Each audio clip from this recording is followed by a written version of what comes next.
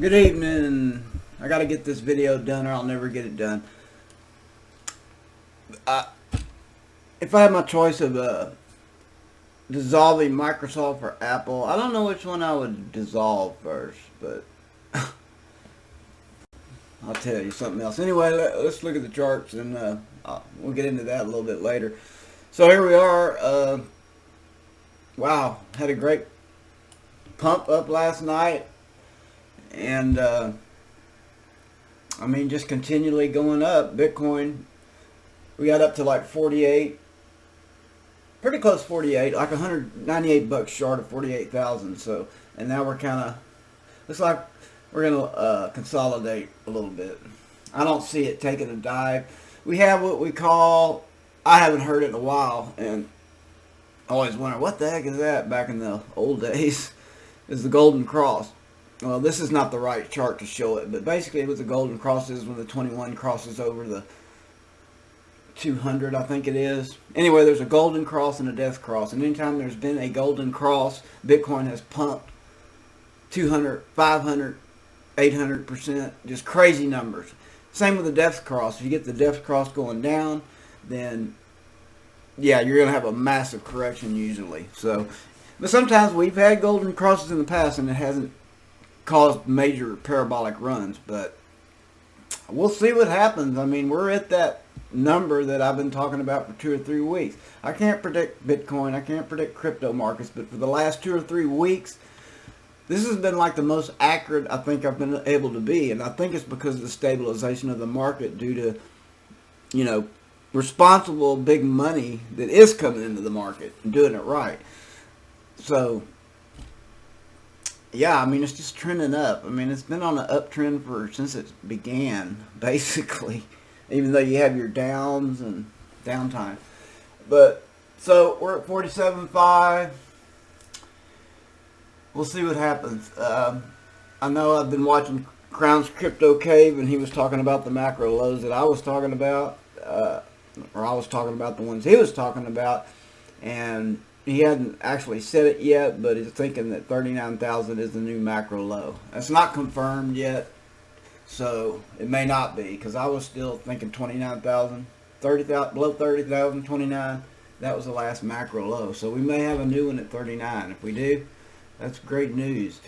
Cardano, it's up over $2, $2.11. Chainlink, 27.37. Everything is like correlated with Bitcoin. I mean, I haven't seen all these major alts just so correlated. It's been a long time since they've all been so correlated. Ethereum almost at 3,300 bucks. It's holding a little stronger. It's not having quite the dip, but it is leveling off too. Polkadot 22.55. Polygon $1.48, $1.50. So they're all doing good. No issues, just trending up. So we go to the live coin watch. We have 5% or 4% in the last 24 hours. It seems like it's a lot more, but I guess not, because the week we're only up 8%. So we had a lot of down roller coaster, but for 30 days we're at 43.5%. So that's good numbers. So anyway, yeah, today, I don't know, it's 2 o'clock or so. I was listening to Friday Vibes on Twitter Spaces. And it was great. There was a bunch, they had like 10 people speaking. It was all about, you know, Bitcoin, cryptocurrency, learn all kinds of stuff. And they were talking about storing your Bitcoin, you know, off chain or off exchanges. And so anyway, they were, you know, talking about security and things like that, as far as it being on your phone. You know, should you leave it on exchange? Is it safer on exchange, or is it safer on a hardware wallet? Well, a while back, a long time ago, I don't know how many years, I bought a Nano S hardware wallet. And of course, when you get something like that, you always want to test it out with $5 or $10 or something. to make sure that, you know, you get your money transferred and something doesn't happen. So I set it up, transferred $10, transferred it back, worked great. Did that 2 or 3 times just to double check, and yeah, it works fine. And then I heard one guy on this chat saying, "Hey, yeah, buy a Trezor or some other wallets, but don't buy a Ledger." And I'm like, well, why did he say that? You know, because I've been doing this a long time. I haven't heard anything. You know, there was a hack, I think, sometime last year to where they were hacked and they gave up like email addresses, phone numbers, and things like that. But their Bitcoin and cryptocurrency was not hacked. The keys didn't get hacked. So I don't know why somebody would say something like that on a, you know, a forum like this, unless he had good reason. I've researched it. I'll research some more, but I've had no issues with mine. And what it is basically with hardware wallets, like a Nano S or a Trezor. I don't know how the Trezor works, but I'm assuming it's the same, because what you do is it's a USB drive. You plug it in, you put the software on your desktop, transfer your money from the exchange onto the USB drive, and when you set up the drive, you have a pin, 4-number pin, to log into it. So yeah, if you enter that pin 3 times wrong, it will erase the drive. Because the guy was saying, yeah, if somebody has a gun to your head and wants you to open your wallet, what do? He said, well, put your pin in 3 times and it'll erase the drive. Well, that's going to do you a lot of good with a guy who's got a gun on your head. So, I mean, I don't know, I guess so. But the good thing is the company could go out of business, Ledger could go out of business, or if you were flying to another country and you had the USB drive on you and they took it from you, it doesn't matter, because all you have to do is get another type of drive. If Nano's not available or Ledger's not available anymore, you get another type of drive. And what you have is, when you set that up, you get 24 keywords. There's 24 keywords in order. You have to go in, put in those 24 words in order as you were given them, and you can retrieve all your Bitcoin. Simple as that. If you lose that, you're screwed. If you give that to anybody, you're screwed. If you leave it on a piece of paper in your desk drawer, you're screwed. You've got to write it down on a piece of paper, put it in a safe, lock it up, make another copy, put it in a safe deposit box, take it to your parents' or kids' house and lock it up in their safe. So if your house burns down, you lose your keywords. So you want to have it in another place too, so you can have them. So if something happens to your residence, all you got to do is go where your other copy is, and you're good. If you can memorize it, all the better. But I wouldn't try that, because if you get it out of order, you know, you could screw yourself out of a lot of money if you have that. You know, I mean, if I had, you know, billions and millions of dollars, I don't know exactly how I'd do it. I guess I'd have to ask Michael Saylor what he. But anyway, so they were talking about the security thing, and then it got me thinking. I know several months ago, I've always had a problem with the cloud, stuff like that. I like everything on premises, kind of air gapped. Even though the computer's connected to the network, you're still, you know, more secure than it floating out in cyberspace. So, but I kind of forgot about that, and I tried the iCloud and Microsoft OneDrive, and you know, I hadn't logged on to iCloud in a long time, and actually I've never even seen this page.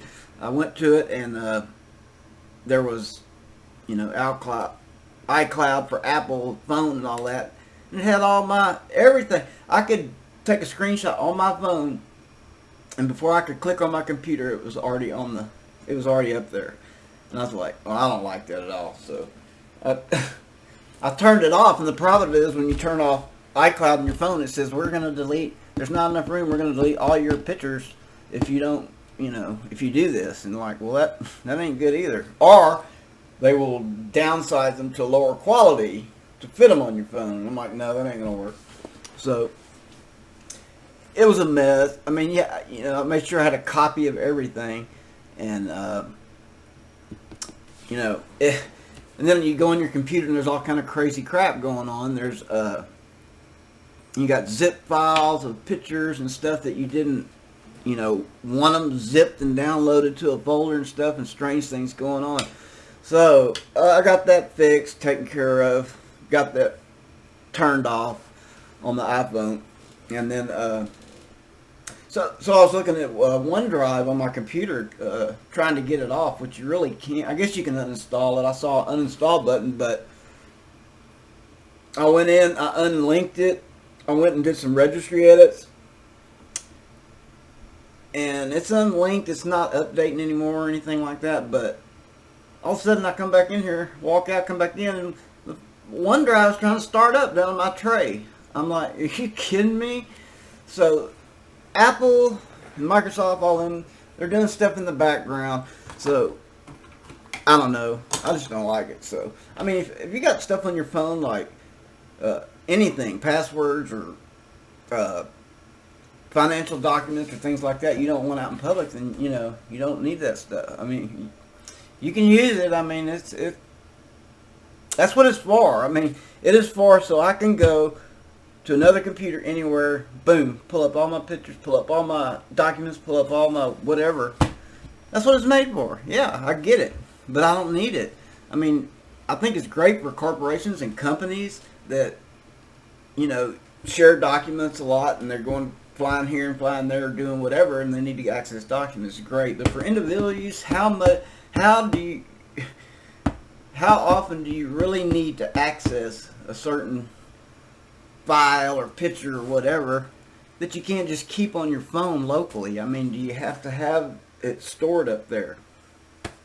To each his own, man. I won't tell you to do, but if you do buy cryptocurrency and get a hardware wallet, yeah, make sure that it functions like it should. Make sure that you follow the steps. I don't know how some of the other ones operate. I'm assuming they all use 24 keywords or something. And, that's the only way you're going to be real safe with it. So, anyway, so that's kind of basically it right now. We'll just have to see where this is going to go. I mean, it looks like... I'm not going to go look at all these indicators and things because Bitcoin, you can use the technical charts and they work to some extent, but it looks like to me we're going to push sideways tonight. Could there be a pump? Tomorrow's Saturday, the weekend, normally it's slow, but last weekend it wasn't slow. So is it going to pump 50 or are we going to have a pullback? I think we'll probably find out by Sunday, so we'll see. I wanted to do a video on patience during a bull market, or patience during times like this where it gets kind of high. If you bought in at 35 and it's at 47, you're thinking, oh wow, man, So I've got a lot of input on that because I've been through all the cycles. So anyway, that's it. The game's still on, 4-0. Yeah, go Stroke.